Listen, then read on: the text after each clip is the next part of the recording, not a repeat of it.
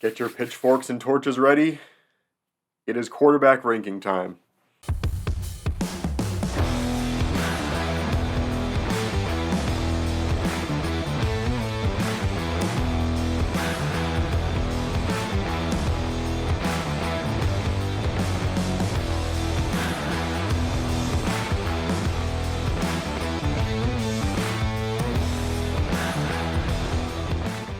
Hello to the pessimistic, optimistic, and everyone in between. My name is Connor Philippi, and welcome back to the Minnesotan Sports Podcast. And this is the video where I talk about my top quarterbacks, and everyone gets mad about where I put them. So I'm going to go through my top 20 quarterbacks. So here we go. We are starting with the number one QB, and of course, that QB is Patrick Mahomes. Patrick Mahomes at this point is, in my opinion, the most talented quarterback in general that we've ever seen in the NFL. Now, I don't think that makes him the best quarterback to ever do it quite yet. The thing that Brady has is longevity. And so, as long as Mahomes can keep this up for the rest of his career, or even a fraction of this, I think he has a legitimate shot at being the greatest of all time. But that's a long way in the future, and that's a conversation I'm not even ready to have yet. And then at number 2, we have Joe Burrow. Now, Joe Burrow kind of edges out a couple other guys on this list because the guy is clutch, and also he's dealt with some real adversity throughout the first few seasons of his career. He took his team to the Super Bowl in just the first couple years of his career. Didn't win it, but I think he will pretty soon here. He's just got that swagger to him. You know, he's one of those guys where it's like he comes in, whatever adversity he faces, he's got that cool, calm, collected attitude, and he will deliver. And with the cast he has, I think he's going to win a Super Bowl very soon. And he's dealt with some really bad offensive line play, and that is something that I really respect, that he's still been able to put up some insane numbers.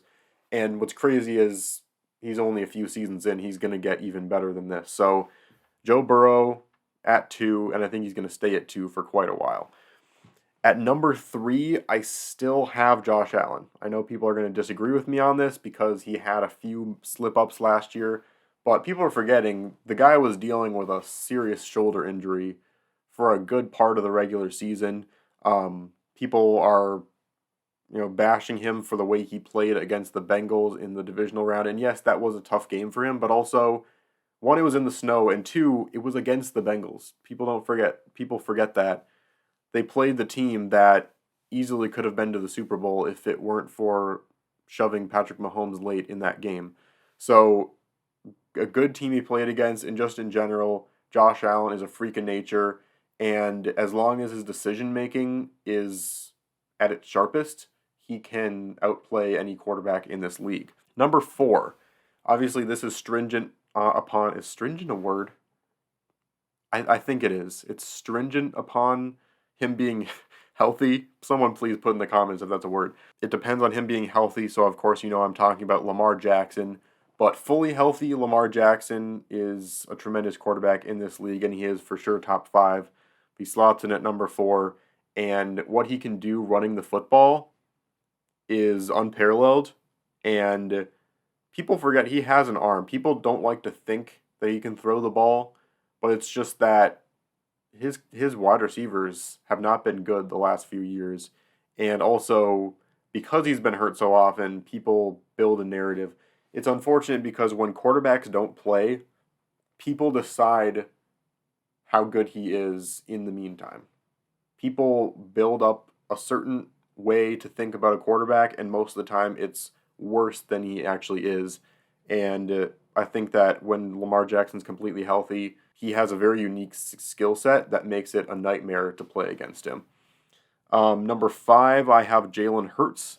Jalen Hurts, he might be higher on this list than other lists may have him, and I understand he had kind of the one good year, but it was a year that was transcendent for him. And it's one of those things where it's like you can kind of tell whether he's just happens to be having a good year or whether that is the breakout year of what should be a very good career going down the stretch. And it's just kind of a gut feeling that I had where it's like, yeah, this is the way he's going to play now for a while. And yes, he has a really good cast around him, which might end up moving him down and up throughout the rest of his career, depending on who he plays with. Because, I mean, come on. You had A.J. Brown and Devontae Freeman on the same team, not to mention an amazing defense behind you. So this might be a little bit high, but I'm just really high on him. And we'll have to see how he plays later in his career with worse wide receivers, because we just haven't seen that. But, I mean, we also haven't seen that from Joe Burrow yet. Patrick Mahomes has never had to play without Kelsey, even though he's had some bad wide receivers around him. That's a cornerstone player for him. Josh Allen, he didn't play great until he had Stephon Diggs either. So there's a lot of these guys on this list that you can say the same thing about, but Hurts, I think, is pretty solid at 5. Number 6, I have Justin Herbert. Now, I am much higher, I think, on Justin Herbert than anyone else in the league. I think Justin Herbert, and I'm just going to make a bold prediction here, and this is kind of going to be kind of a foreshadowing for other things I say about the Chargers and Justin Herbert going up to the regular season. But I think Justin Herbert will be top 4 by the end of the season.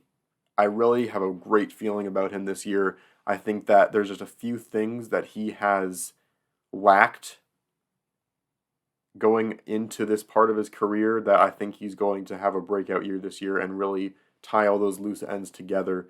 He's a freak athlete, and he is developing into a really good leader. Sometimes his decision-making isn't great, and I think sometimes he can be held back by his head coach, but I think he deserves this number 6 spot. So 7, we have Aaron Rodgers. Aaron Rodgers, I think it's kind of difficult because he is very overhyped by some, very underhyped by others. I think that what he was doing with the Packers last year was difficult because he had so few supporting cast around him, but at the same time, how poorly he played was kind of, he didn't really have an excuse for it. When you are the back-to-back MVP going into a season, it doesn't matter what players you have to play a little bit better than he played. And at least a little bit anyway. And so that's why I have him a little lower than some of these other young, talented guys. He can definitely take this Jets team far this year and he'd vault back up to top 5 in my book. So right now I feel like I have him kind of in the in-between where some people are like, oh man, he sucks, but that's not fair. Clearly the Jets gave up a lot for him, but also some people saying he's still one of the best in the league. I just feel like there's some guys that I would much rather have on my team than him. So I think 7 is pretty fair. 8, we have Trevor Lawrence. He is kind of getting into the point in his career where he's going to probably vault up pretty soon, but he has a couple years to kind of prove that. He had a really good year last year. I think that's going to continue, and he has been able to do pretty good job with wide receivers that are decent but not great, and I think that's very impressive for him in his very early career. Number 9, we have Kirk Cousins, and people are going to say that he is much higher on this list than he should be, but after watching the quarterback documentary, I think people are giving him a little more credit than they have in the past. And, obviously I'm a Vikings fan. People know this. It's called the Minnesotan Sports Podcast, but Kirk Cousins gets way too much hate. Some of the things he does, both stats-wise and just in general, he had the most game-winning drives out of any quarterback in the entire league this year by like a few. I think it was like 2 or 3 more than the next guy. He beat out so many elite quarterbacks for that. And yes, it is something to do with the fact that the defense kind of kept the Vikings in those kinds of games where they should have been pulling ahead. But also, Kirk Cousins led this team to a 13-4 regular season with one of the most atrocious Vikings defenses I've seen in a very long time. Ed Donatel was just the worst. And in that wildcard game against the Giants, he played a really good game. He had one mistake at the end of the game where he should have just thrown it up to Jefferson, even if he was double covered. I will admit that. But other than that mistake, he played great, and it was the defense that really sold for us. So Kirk Cousins deserves to be in the top 10, and I'm not going to make any apologies for that. we have Jared Goff at number 10. And Jared Goff has definitely gotten more hate over the years than he deserves, and I think he showed that last year. He had a pretty good cast. Amon-Ra St. Brown, great wide receiver, but he is not at the most elite of the elite. And then the rest of his guys, he had some guys that were showing a lot of hustle, a lot of heart, and that team in general had a lot of grit. But I mean, in terms of skilled big name players, he didn't really have that great of a cast around him, and yet he still made that Lions offense I think it was top 10 at least, if not top 5 in the league. And so I think what he does this year, when there are so many expectations around him and this team, it's going to be a good question for the entire team whether or not they were just good at sliding under the radar when teams were not taking them as seriously as they should have, or if they really are a good team that is going to be able to win those games even when the other teams are not taking them for granted. Because now this year they're hyped. They're maybe even being overhyped. Can they overcome that? Or were they just flying under the radar and benefiting from that last year? So we'll see. But right now I believe Jared Goff deserves 10. Next up at 11, we have Dak Prescott. And people say he should be top 10, but you can't convince me that Dak Prescott should be above players like Kirk Cousins or Jared Goff. Dak Prescott had a great offensive lineup. He had a great running game behind him, Tony Pollard. He had CeeDee Lamb, one of the best young wide receivers in the game to throw to. On top of that, he had a tremendous defense as well. There were some points last year where they kind of got slow and they faltered. But in that game against the 49ers, they held that 49ers offense to, I can't remember exactly what the score was, but one of the highest scoring offenses in the whole league last year. They held them and they gave Dak an opportunity to put this team ahead, and he couldn't do it. With such a great defense and such a great, room of offensive weapons around him year after year, and he can't deliver. And yes, he has won more playoff games than Kirk Cousins, but if you look at the defenses and the offensive line that Kirk Cousins has been handed to him, and what Dak Prescott was handed to him, Kirk has been better. And I have no other way to argue that. Number 12, Daniel Jones. I think I'm also a little bit higher on him.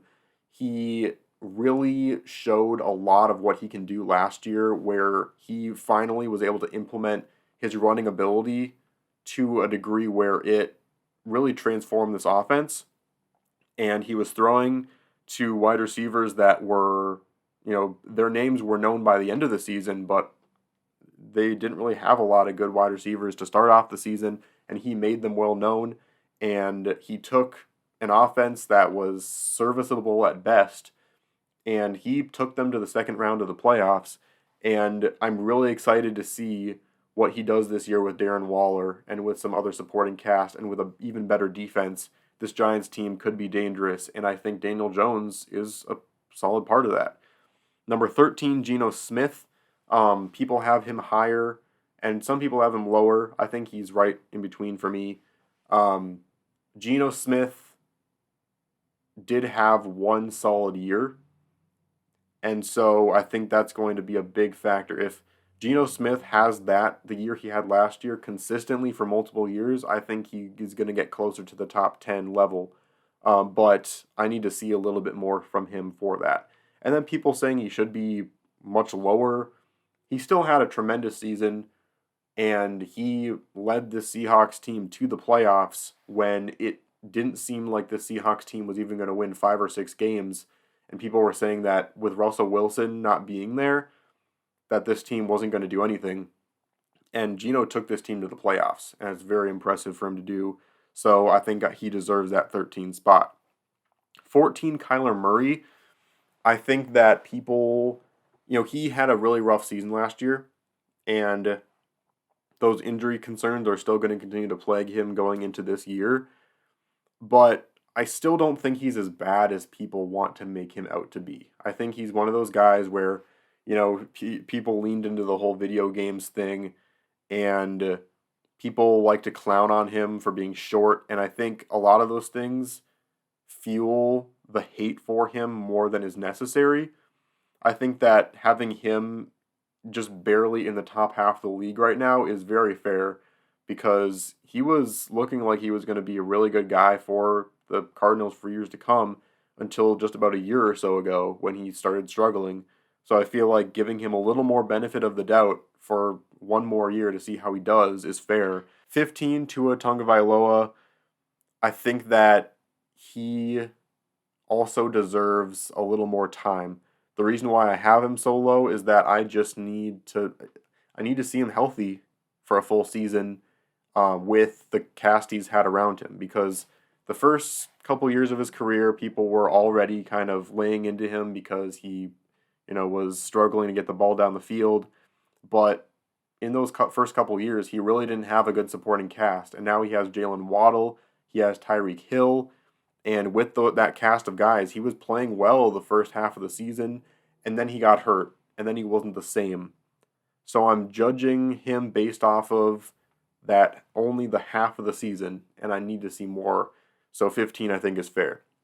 16, Russell Wilson. This might honestly be low for him. I think that he went from being a top 10 quarterback, and then he was traded, and then he had a really bad season last year with a cast of guys that he should have done much better with.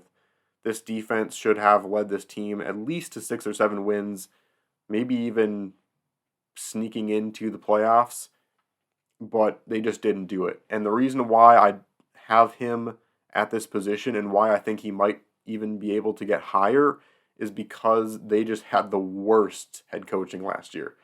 Nathaniel Hackett was probably the worst head coach we've seen in a very long time, and that was very evident even from the very first game he was a part of.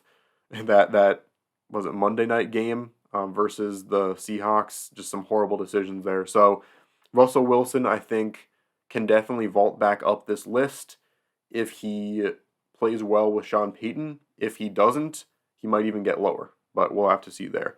Number 17, Matthew Stafford. It's just an unfortunate situation because he had played so well throughout the majority of his career. People were calling him overhyped. Then he went to the Rams and won a Super Bowl with them, and people started to kind of respect him. And then he completely fell off this year with a team that lost a lot of key pieces, and people are now saying that everything that people were hyped about was just a facade because there was such a good team built around him. And I feel like that's not necessarily fair, but also I can't really put him higher than 17 based off of how he did last season, plus the fact that his injury means he might not be the same because he has a consistent injury that is probably going to plague him now for the rest of his career, and I just don't know if I can put him higher now, so I feel bad about that. Justin Fields is at 18. This is the player on this list, because I think I'm going to be called a Justin Fields hater now for being a Vikings fan. This is the guy on this list that I genuinely think can go from 18 to close to 10 by the end of this season. Am I going to make a prediction for sure that he's going to? No, but he has the potential to do that. Has a couple more pieces around him now, both offensively and defensively. He was kind of left to his own devices last year, and he was still able to show off his legs and, start to show his throwing abilities a little bit more. And I think that he definitely can take that leap this season. We'll have to see. But for now, I've seen one season that showed flashes and nothing else so far because he's such a young quarterback. So I think 18 is fair for now. Definitely can vault up higher. Number 19, Derek Carr, and this is where it's difficult. A lot of gray area when it comes to the last few on this list. Derek Carr, I think, is another player where a lot of people are holding on to hope that he can be a really good quarterback in this league, and that might be a little unwarranted because he's just been kind of mediocre. And then there are people saying that he's just a trash quarterback that shouldn't even be a starter, and I think that's not fair either. I think we know what Derek Carr is. He is middle of the road. He has some games where he really shows flashes of brilliance, and then the rest of the way he's just coasting. And so I think that's why 19 is very fair with him. Number 20, I had to put Deshaun Watson on this list. I think that he has just not played in years. And he didn't play well last year. And it's possible that he finds his groove again after finally being able to play a full season. And I'm not going to speak into any of the legal things right now. I have opinions about it, but I just don't feel like sharing them. But I feel like I had to put him on this list because of how good he's been in the past. But he just hasn't played in like 3.5 years, like a full season. I have to see more. But I feel like he was too good for me to not put him in the top 20. Those are my top 20 QBs. Please let me know what you think of that in the comments. I know that a lot of people would shift this a lot of different ways. This is a massive point of contention with these rankings lists. People defend certain quarterbacks. People think some quarterbacks are way worse than other people. So let me know what you think in the comments, and I will maybe respond to a few of them and let you know kind of a more in-depth opinion for some of these. So thank you so much for watching this video. And there's going to be a top 20 wide receivers and a top 20 running backs list that's also going to be coming out in the coming weeks as we lead up to the NFL season. So I'm really pumped to get this started, as I've made very clear the last few weeks. But thank you so much for watching. Please like and subscribe if you like my videos, and I'll see you on the flip side.